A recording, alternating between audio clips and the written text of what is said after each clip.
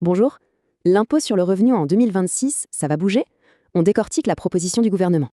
C'est la grande question après l'annonce du gouvernement. Alors, concrètement, qu'est-ce qui change? Au cœur du débat, un chiffre, 0,9%. C'est la hausse proposée pour les seuils du barème. Mais que signifie vraiment cette hausse de 0,9%? L'idée, c'est d'aligner le barème sur l'inflation.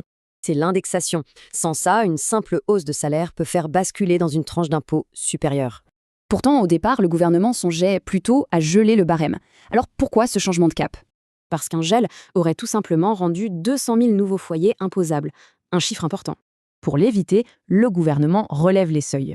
Coût de l'opération, près de 2 milliards d'euros. Concrètement, pour une personne seule, le revenu à partir duquel on paie l'impôt sera donc plus élevé.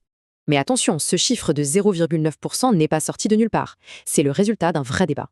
En fait, il y avait 3 options. Le gel, la hausse finale de 0,9% et une plus forte de 1,1%. Derrière ces chiffres, deux priorités politiques différentes se sont affrontées. Voyons ça. D'un côté, le camp de Gabriel Attal plaidait pour 1,1% pour protéger le pouvoir d'achat.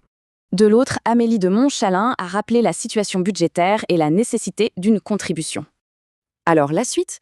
Eh bien, attention, rien n'est encore acté. Il reste plusieurs étapes. La mesure doit être dans le budget, puis votée. Le gouvernement pourrait aussi utiliser le 49.3. La question qui reste, et c'est un simple patch anti-inflation ou le début d'une vraie réforme fiscale?